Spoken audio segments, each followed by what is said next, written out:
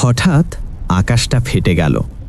সূর্য আর আলো ধীরে ধীরে কালো হয়ে ঝুলে রইল আকাশে। পাখিরা আকাশ থেকে পড়ে গেল। পাহাড় কাঁপতে কাঁপতে বালুর মতো উড়ে যেতে লাগল। মানুষ দৌড়াচ্ছে, কেউ কাউকে চিনছে না। মা নিজের সন্তানকে ছেড়ে দিচ্ছে, ভাই ভাইকে ধাক্কা দিয়ে পালাচ্ছে। সবচেয়ে ভয়ঙ্কর ব্যাপার, কেউ চিৎকার করছে না, কারণ সবাই বুঝে গেছে এটাই শেষ। হঠাৎ এক বিকট শব্দ, শুধু শব্দ না, পুরো অস্তিত্ব কাঁপিয়ে দেওয়া এক ঘোষণা।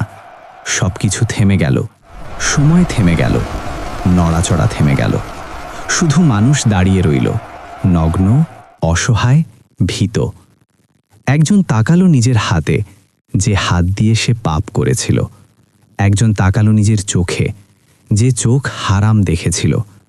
একজন তাকালো নিজের পায়ের দিকে, যে পা নামাজে যায়নি। কেউ কিছু বলছে না, কারণ এখন আর অজুহাত দেওয়ার নেই। হঠাৎ বই দেওয়া হলো, কাউকে ডান হাতে, কাউকে বাম হাতে।